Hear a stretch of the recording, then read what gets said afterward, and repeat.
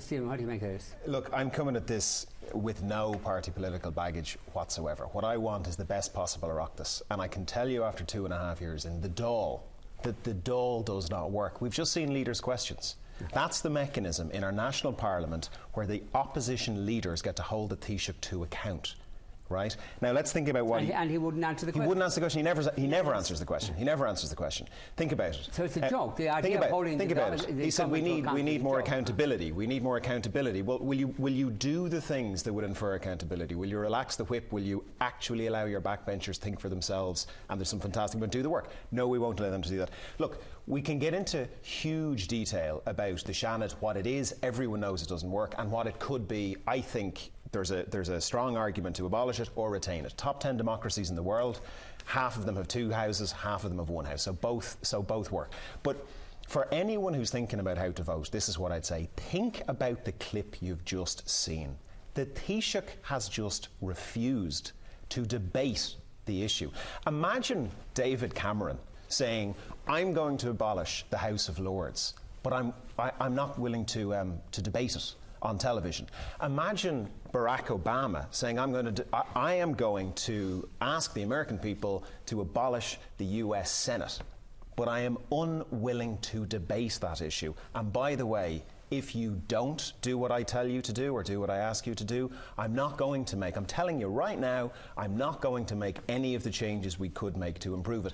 You don't really need to know more than that. There are good arguments on both sides, but that is enough for me. If you, as Taoiseach, are unwilling to debate whether or not we take away one of the 2 houses of our democracy, then there is something deeply, deeply suspicious about what you're trying to pull off, in my opinion. Yeah, Pearse, can I just comment on that? Well, briefly now, because I want to get Pearse in. Yeah, first of all, he did answer the question. Stephen just didn't like the answer. He did not answer the question. He did not answer the question of why he won't debate.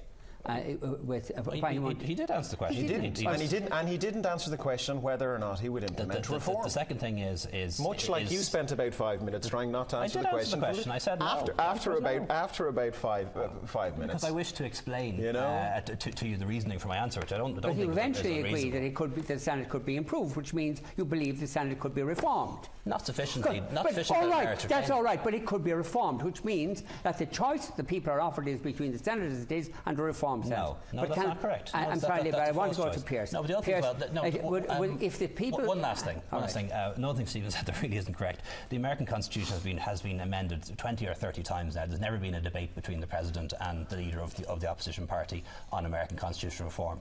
Once something is passed through the Houses of Parliament and goes to referendum stage, and I know they don't have referendums in American constitutional reform, it is now out of the domain of the Dáil. We had the debate already in the Dáil. Let me answer that. Now it's a matter for the people. It's not about political parties. Let me answer that. Or the contest between Enda Kenny and Micheál Martin. Let me answer that. I have lived and worked and studied in the United States of America, and I'm telling you that if any president stood up and said, I want you to vote to abolish the Senate, but I am unwilling to debate it, he'd be laughed off the stage. The American people would say this is a nonsense. Can you give me one example of where the President of the United States engaged in a televised debate with the prospective candidate of the other party on a constitutional reform? No, I haven't a clue. Exactly. But we're talking about the abolition of the Senate. The reason that Enda Kenny will not debate this issue on television is part of the reason that you voted against him in 2010, because he isn't up to it. Isn't that really? No, it's not. He actually did very well. I know he didn't do the debate in your particular debate, but he actually did extremely well and performed beyond expectations in the leadership debates that he did do at the last general election.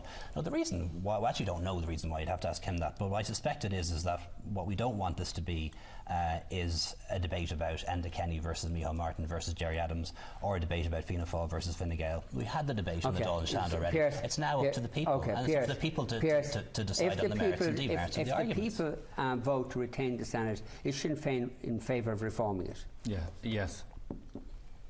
So in your view, it's not a choice between the Senate as abolishing the Senate and the Senate as it is, but the abolishing the Senate and a reformed Senate. The choice we're being asked is to abolish it or keep it as it is. Now, what the choice that we should have been offered is something different, but we're not being offered that. And the reason that Sinn Féin have come to the conclusion that the political system is incapable of reform is because of 75 years of experience, because we've had a referendum that wasn't implemented, because we've had 12 reports, because we've had the 2009 committee that Fianna Fáil didn't even show up to, said they were too busy to put forward the proposals in Seanad reform. We've seen it all. People are asked to believe Micheál Martin that he's going to be the champion of political reform, upholding the rights of the Constitution. I have to remind that fella that I had to take him to court, to the High Court, to allow the people of Donegal South West to cast their vote, because he, as a member of government, refused to allow that to happen. And the High Court had to force him in his government. So I don't believe that Fianna Fáil are genuine about political reform of the Seanad. And if you look at the last document we were discussing in terms of political reform, what the consensus was gathering around was increasing the number of senators and increasing the number of Taoiseach's nominees. There were positive aspects in that there, but there were also very negative aspects in our view. And that's not the type of reform that we want. Catherine, what do you think is going to happen? Sorry, Catherine, do you believe that the government is, that if the Senate, the proposal to abolish the Senate is defeated, do you think the government really would do nothing? There would be no reform of the Senate? I think they'd probably be stubborn enough not to do anything. If the referendum was rejected, they'd be Enda certainly would be stubborn enough. I mean, we've seen he's got past form in this when it comes to the debates, and you certainly know from your own experience he won't come in and debate here. His remark today to Micheál Martin was flippant. It was glib.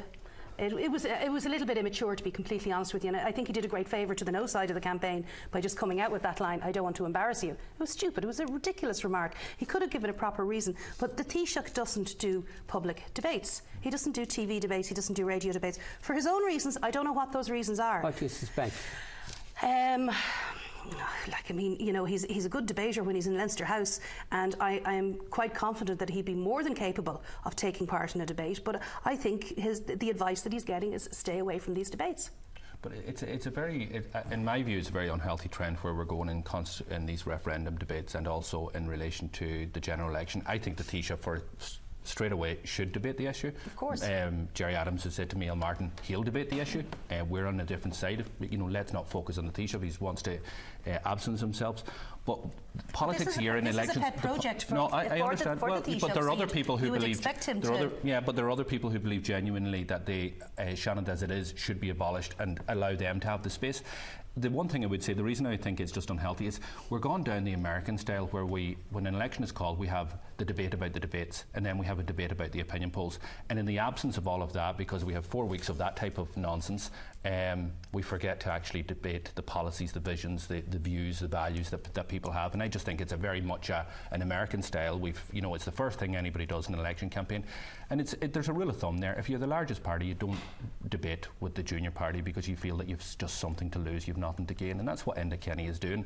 And Micheál Martin has taken an opportunistic position. He campaigned in the general election to abolish the Seanad. He knew that he'd be the only political party on the no side, so he's did a flip-flop in this year to get exposure on national TV. Adams not do a similar? No, we've been very consistent. Our election manifesto is very clear. Abolish the Seanad in its current form, but refer the issue to the Constitutional Convention. Enda Kenny spoke in that clip that we were watching earlier on about making the government of the day accountable to the Dáil, and he suggested that what the proposals now made by the government on the Dáil reform will make governments accountable.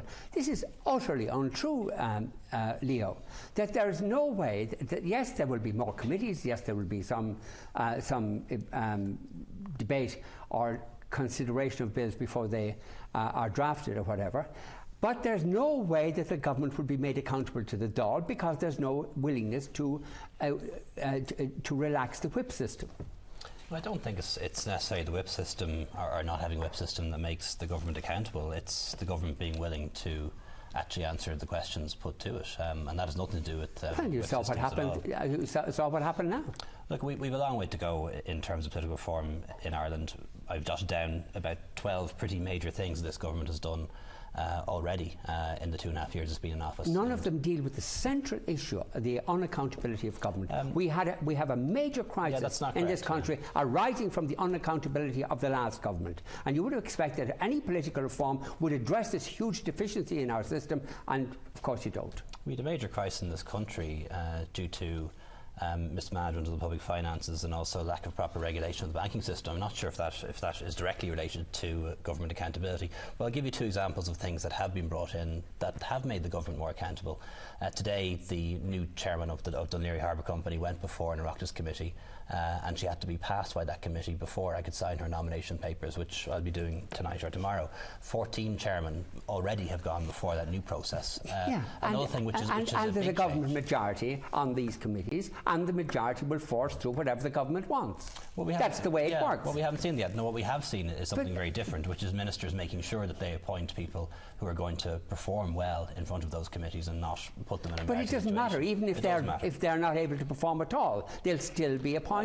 They'll still be appointed because the government of the day will use its majority in these committees. Anyway, I'm afraid another one is heads of bill going to the committees first, and that actually is really important. And I've done that with a few bills. And it's what happened in the last Dáil, which I was a member of, is the bill arrived and was already decided. Stephen, briefly. The fundamental point is on the whip. You know, we have a virtually powerless Dáil, and there's a big document full of all of the Dáil reforms. I went through them all. A bunch of them are things that are being pushed through from Europe, and they have to be done, and the government is saying, look, aren't we great for doing what we have to do? The rest of them, by and large, there are one or two good things like the pre-legislative bit, but the rest of them are basically about giving a powerless Dáil more time to be powerless. So what are we going to do? We're going to remove a deeply imperfect safety valve, which has a check, over 500 amendments on legislation, which is the Seanad in this Dáil term. We're going to get rid of that, and then we're going to give a bunch of busy fools more time to be busy. That's kind of the proposal at the moment. Okay, we've got to go to a break. After the break, we'll preview tomorrow morning's newspapers, and we'll continue the debate. Join us then.